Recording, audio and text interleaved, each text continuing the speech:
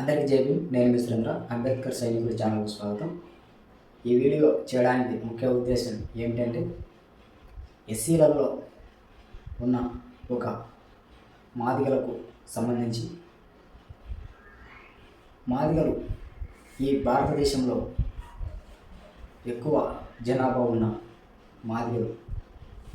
అయితే ఈ మాదిగలకు సంబంధించి మన రెండు తెలుగు రాష్ట్రాలలో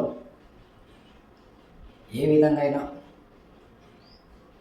ఒక విద్యాపరంగా అయినా కానీ, ఒక ఉద్యోగపరంగా అయినా కానీ, ఒక రాజకీయ పరంగా అయినా కానీ, ఈ మూడిట్లలో ఏ దాంతో ఒక మాదిగలు బాగుపడిన విషయం చరిత్రలో లేదు. అయితే ఇప్పుడు ఎంఆర్పిఎస్ వ్యవస్థాపకులు మాన్యశ్రీ మందకృష్ణన్న గారు ఏదైతే 30 సంవత్సరాలుగా పోరాటం చేస్తున్నారో ఎస్సీ వర్గీకరణ కోసం, ఆ ఎస్సీ వర్గీకరణ 3 దశాబ్దాలుగా పోరాటం చేస్తే ఇప్పుడు 3వ విజయం వచ్చింది.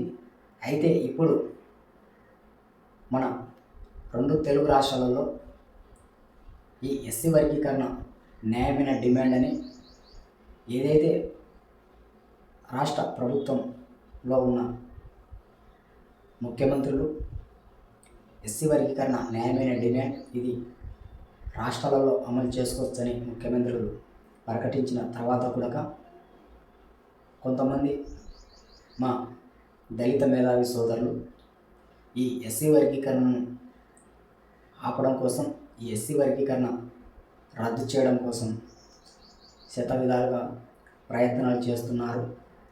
వాళ్లకు ఇష్టాచారం కొద్దీ మందకృష్ణన్న గారి మీద విమర్శలు చేస్తున్నారు. వాళ్ళు ఇంకా ఇలాంటి ఉద్యమాలు, ఇలాంటి సభలు ఎన్ని పెట్టుకున్నా కూడా ఎస్సీ వర్గీకరణ న్యాయమైన డిమాండ్ కాబట్టి ఈ ఎస్సీ వర్గీకరణకు సంబంధించి మన రెండు తెలుగు రాష్ట్రాలలో ఏకసభ్య కమిషన్ వేస్తున్నారు జిల్లాల వారీగా.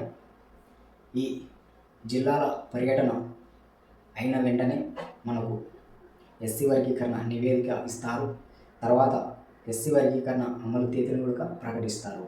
జై హింద్, జై భీమ్. ఇలాంటి మరిన్ని వీడియోల కోసం అంబేద్కర్ సైనికుడి ఛానల్ సబ్స్క్రైబ్ చేసుకోండి. Thanks for watching. జై భీమ్.